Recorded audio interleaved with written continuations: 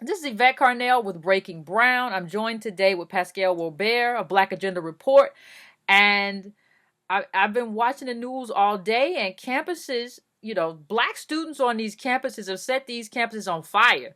I mean, we were talking about Mizzou, we were talking about Yale. I saw today protests at Emory, VCU, and I think Pascal, you mentioned to me a few other places that were having some protests. People are talking about everything from black faculty to how they're being treated on campus. And in addition to that, I started a bit of a firestorm myself this morning by pointing out that the young man at Mizzou who went on the hunger strike was actually from a wealthy family, or at least that's what's been reported. So I just want to talk to Pascal about this real quick because he usually has a bit of insight, maybe something that I missed. But Pascal, you saw all of this. You've seen this unfold from the Yale stuff to the Mizzou stuff to the football players doing their thing. I mean, what do you make? Like, what do you make of it right now? Uh, well, thanks again for having me on, Yvette. My first reaction is, I guess, that concept of a post-racial society is pretty much out the window. Whoever was trafficking in that myth pretty much, I guess, realized that that didn't work in the Obama age. To me, my first reaction is that I think it's an amazing, amazing paradox that in 2015, the beginnings of the 21st century, we have a first black president in the history of the United States, the lovely black family, and everyone, even professors, were saying that he would redeem America from its 400-year history of racial oppression. And now we have students screaming Black Lives. We have students and people screaming Black Lives Matter about black folk getting shot in the face by cops, and we have students at university country who are complaining about white students' treatment of them, calling them the N word, and putting swastikas and feces on the wall. And I think that the indication that this is to me is that America, with the illusion of this first black president, panacea, cure all for the problems of race, proved that the charade didn't work. And as a matter of fact, the reaction, particularly by the reactionary white ring forces in this country, as well as poor and working class whites who have never been able to see and understand that their whiteness does not absolve them from poverty, is that they basically have increased their anger towards their dislike for the perceived grievances of black and brown people that they have always viewed as illegitimate, that they viewed as illegitimate even from the days of Reconstruction. So I think that for me, the backdrop of what this means politically is that the charade of the black president being a cure-all for the black problem of the problems of black people obviously was a facade, and that the notion that black people had politically, that somehow this was some kind of salvation for us, that we had arrived, that we had now reached the promised land because of having this black president, demonstrates how politically naive we were in not understanding that the forces that put this president in power were basically the same corporate financial interests that have been working against our position as people in this country from the beginning. So Well, that's my first reaction. it's interesting you could say that. In terms of position of power, right? Because we talked yesterday, and one of the things that you brought up was that what happened at Mizzou really happened because these young men, these football players, these black football players, basically challenged. They threatened white capital, and that's what kind of brought everything to a screeching halt. That's what brought it. Like I said, I got a lot of flack this morning about because I brought up the fact that the young man is reportedly, supposedly, allegedly, who had led the hunger strike, the graduate student, that he is wealthy. And my whole point with bringing that up wasn't the fact that rich people can't protest. Of course, that's how it's always caricatured. But my issue was how this is going to play out to have someone who is in that sort of position in terms of wealth, in terms of being a one percenter, represents the needs of a student body when this could morph. And as we're seeing now, it is kind of morphing into something that's class related. So that was my main issue. But I just want to ask, what do you think about that?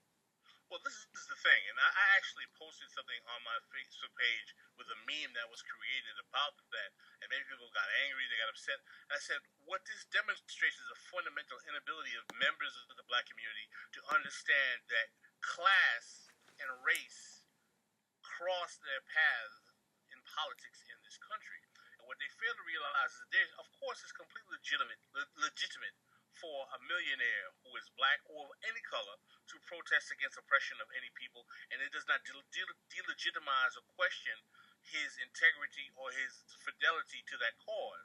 But as a matter of strategy, in a time in which you have poor white people who are literally committing suicide at a rate unseen in modern history, at a time in which use language like the concept of white privilege is being bandied about, and many white people who even have that privilege deny they have it.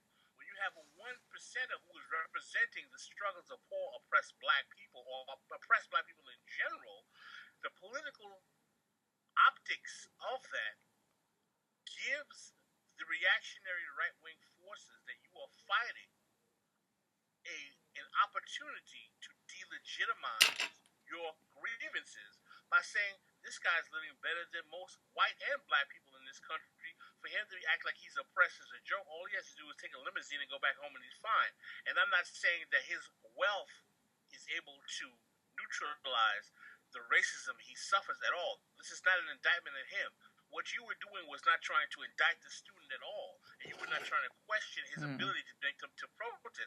What you were saying is that we have to be more sophisticated and nuanced politically to understand the only reason why we're talking about his wealth is because the reactionary right-wing forces that are going to use it have already brought it up, and they're using it to try to gain effective support by their cadre to neutralize the legitimate grievances of these students. Tactically,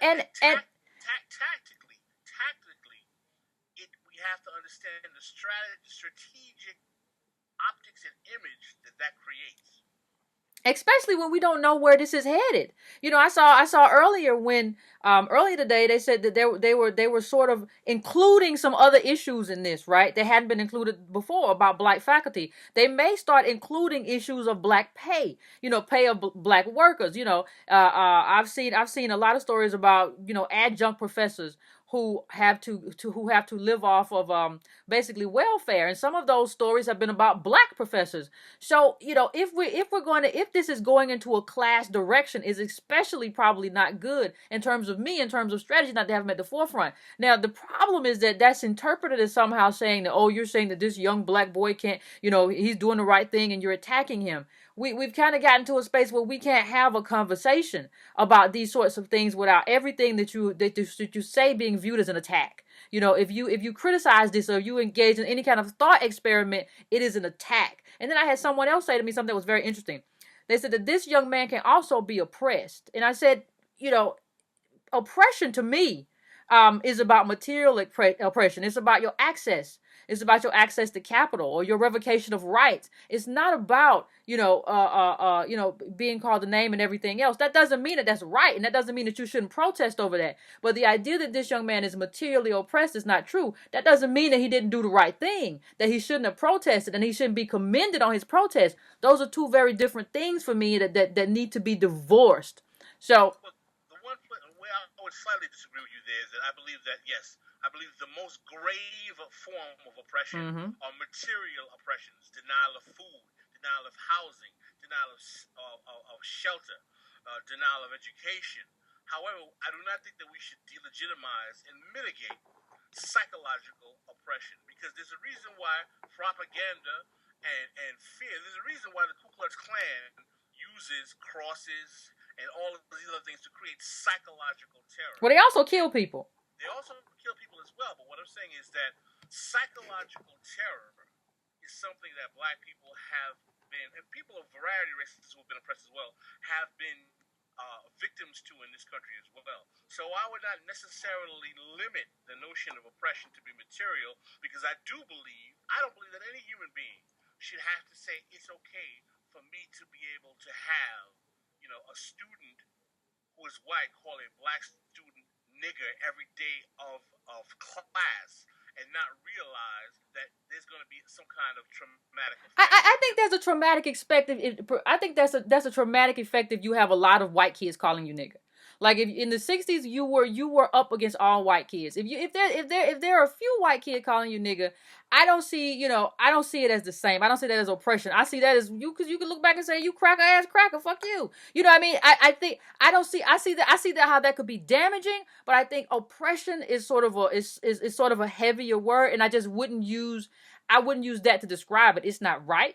Is damaging, is deplorable conduct, and I don't think that it is something that administrators should look over and just kind of be like, well, kind of get over it. I'm not saying that at all. I'm just saying I wouldn't use that language to describe what it is. At least for me.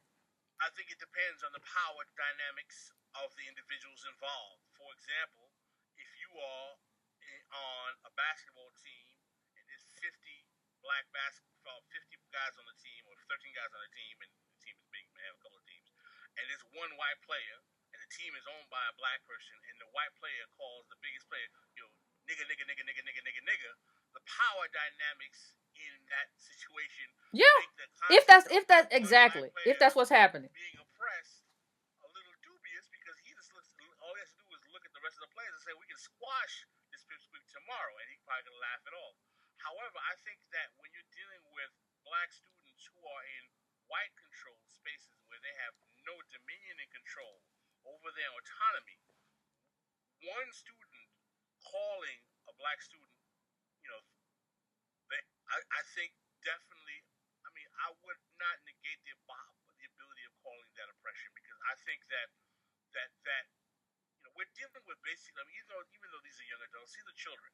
These are very young people, and a lot of these can. And I put this on my Facebook page today. Is that two generations of bad black politics have not given young black people the political education and capital to really know how to deal with the treacherous social experiment that is America, quite frankly, and that we have done a disservice to our youth by not giving them the kind of political education to nuance in a nuanced way, not only based on race but class and economics, geopolitics, international affairs, what have you, to neutralize these types of attacks in whatever best way they can, intellectually and otherwise. And I was talking to one of my co-writers of Black Agenda Report, and we were saying that according to the Supreme Court, hate speech on public universities is protected speech.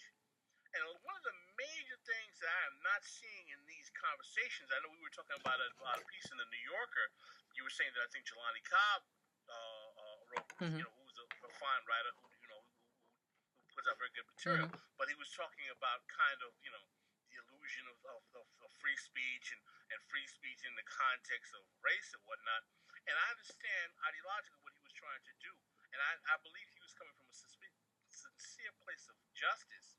But the reality is that white people can say that these students are impinging on my constitutional right and they're oppressing me. And quite frankly, based on the current Supreme Court's interpretation, they would not be wrong. And this is an analysis that many people in the black community sadly have not made.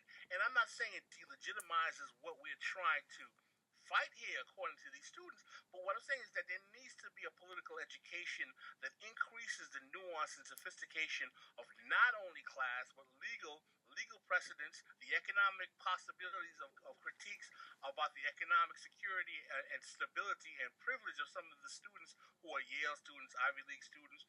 For example, why is it that we have black students who went to historically black colleges and universities, but some of whom do not feel any empathy for these black students at white schools who say, well, you should have gone to an HBCU. There's a whole, and this goes back to a point that we had made in a prior conversation when we were talking about Cosby, and you asked me, well, was Cosby good or bad? And I said something that oftentimes we don't say about our black community. The black community is diverse, complex, and nuanced and sophisticated in its different levels of political thinking. And part of the problem that we have was we tend to basically herd all of us in one category and say we, us against them, them. All your skin folk are not your kinfolk, and not all your skin folk have your politics. So we have to understand that when we are trying to deal in these multi-level strategies of addressing the complexities of how American capitalism and Eurocentric oppression based on capitalism affect people of color, we have to be very sophisticated and understand that there are different players and interests, and the arguments that we frame have to be shaped in a way that are more effective in neutralizing the problems that we see as obstacles to primarily our material and economic security and stability and thriving in this country, but also our stability and sanctity from racial hostility. Well, what if you call, I don't know, I don't think you've talked to the students, but if you had a conversation, if one of them call you, one of the students protesting at Mizzou or Yale and said, Pascal, what do we do? Like, what would you recommend that they haven't already done? The first thing I would tell them that they need to acknowledge what the Supreme Court has recognized as the right of hate speech to be recognized as free speech on public universities. And if they believe that is an incorrect interpretation, challenge it on its face and say that this is something that needs to be relitigated in the national public sphere as well as in the courts of law. Now, I'm not saying I agree or disagree with that position because I have my own philosophies about free speech, but that is a sophisticated, very shrewd argument. And it takes the argument to in a place that is in exact accordance with the strategy that we use to delegitimize Jim Crow, i.e., Brown v. Board of Education. There was a strategic attempt to chip away at the justification of Jim Crow that did not start in 1954. They were working on segregation cases back in the 30s, as a matter of fact. And it was a strategic plan. That would be the first thing that I would do, is that we have to take this debate about how you're being treated racially and elevate it to make it a national conversation about what is your free speech rights to call me the N-word as a student at a public university. Let me ask you a question. If you feel you have that right, let's flip the script. Every single black student on campus every day talk to every white student and every white teacher and call them a white devil every day. Every day in class, every day. You white devils make me sick. You white devils get on my... Let's see what happens in terms of the kind of atmosphere and the complaints that we're going to get from students and teachers about how the black students on campus are oppressive. Then all of a sudden, I have a feeling that Fox News would not be having headlines about this is a challenge of freedom of speech. They would say, black students at campus go wild. Call teachers white devils. And then it would say, aha, oh my gosh, really? What's the problem now? Well, Mizzou is public, right? Yale is private. Am I correct? Right. So they would have to have a different avenue, right? Well, the private universities have much more leeway in being able to curtail hate speech in their thoroughfares. But the thing is, we have to understand is that they get federal funding, and that opens the opportunity to challenge even those prescriptions as well. Okay. And in terms of what you're saying about HBCUs, there was an article, about I think it was from Very Smart Brothers today. Like, this is a stupid conversation, and I agree. The way it's been caricatured has been stupid, but I don't think there's anything stupid to say that the one phenomenal thing that happened here is the football players. That was phenomenal for me in terms of challenging capital, in terms of challenging white capital. But what I would ask is, even in terms of the HBCUs, for me the question is, it's not stupid to say that if these people are mistreating you, if this is what your dollar is going for, if this is what your Stafford loan, your parents' money, or your Pell Grant, or your part of your scholarship, and then part of your student loan is going for, that maybe that dollar should go elsewhere. I don't think. Let me tell you why I disagree with that. Because if black people had to find a way to run and hide every time they were oppressed by white people, we'd have to sail to another. Well, black people can't fit. Like you pointed out, black people can't fit. There aren't enough schools to house all black people. No, at maximum capacity, HBCUs can only educate maybe 19% of black students. In 2011, they were only educating 9%. So the whole argument about all black students should go to HBCUs is ridiculous because they don't even have the functional capacity to house all historical. No, that's my point. But I don't think whether you agree or disagree, I don't think it's illegitimate to make the argument. See, the problem that I have isn't whether or not the argument is right or wrong. Like, I was the one who interjected here and said, listen, there's not enough, pointed out what you point out, there's not enough slots for all of that. But I think when you go to school, you have to think about what you're ready for. I think when you go to school, I mean, I transferred from a white school to Howard University. I had a professor at a white school, it was just one professor. It wasn't anything I don't think I could deal with, but I had one professor who tried to convince me basically that I was a moron. And I was like, I don't have to deal with this. I'm not saying that you should necessarily do with that. I'm not saying that you should necessarily transfer. You should necessarily do what Yvette did. Somebody has to stay and fight, and that's fine. But I think it's an option, and I think it's an option you should explore, especially considering how so many of these schools are, and that's my bias. I went to a black school, you went to a private institution, so that's probably my personal bias. But I'm saying this idea that it is somehow, just stupid to have the conversation about the values of HBCUs in the midst of what is happening to these students who are calling out systemic white supremacy at their institutions makes perfect sense to me. It's perfectly sensible and perfectly logical for me to have that conversation right now. Well, I think that there's a salient argument to what you're saying is that before these institutions, these current rational protests, there was a whole debate in the public sphere about HBCUs. There were articles in the Wall Street Journal about our HBCU. They even had black writers saying our HBCU is important. Our HBCU, why do we need these schools anymore? White people used to say this. I remember hearing white people say this all the time when I was in school. Why do you guys have historically black colleges? And every time, and I wish I could go back to every white person who asked me that when I was in law school and asked them, "Do you want to ask that question now? Do you want to ask that question today when black students have swastikas and feces being painted on their dorms?" There's a reason why, because these schools are warehouses of the cultural and intellectual integrity of African Americans, and they go there to maintain a certain integrity, continuity, and safe space for themselves to relish and cherish their heritage and perpetuate the historical contribution they've made to this country in a space that embellishes those contributions, as opposed to going to academic institutions that denigrate them in every single way. So I definitely believe that this is an example of a time where HBCUs, you want to know why we exist, America? Because of you. And what you're seeing in Missouri is a perfect example of why we exist and why we're still relevant and why we still need these schools. However, I would not use that argument to say, well, you should have gone to HBCU, you No. wouldn't have that problem. Because I put that on my Facebook page the other day. I said, listen, it's but for the grace of Pell Grants, white philanthropy, and the white federal government that Negroes at HBCUs and predominantly white institutions are going to college. So no one's diploma is more blacker than the other person's diploma. So let's really keep stop this kind of childish competitive bickering between each other, because frankly we're all elites, or only less than 20% of the black community. Over 80% of black people do not even have a college degree, and many of us, if not all of us, have or will, as myself and you have, will be collaborators for empire at some point, and that is we have to stay that way. But the larger point is that we should be thankful that we had the opportunity to get these educations and find ways to make them more useful in the betterment of the conditions of all people, if we're willing to accept the charge that is our responsibility. Well, Pascal, I think that's a good point. I think that's a good point to end on right now. And we will be coming back, I think, to talk about this because, like I said, I saw just before we did this recording, there's been some more protests, and I think we're going to continue to have conversations on that and figure out what these students are going to do and how they're going to plot a way forward. So I appreciate it.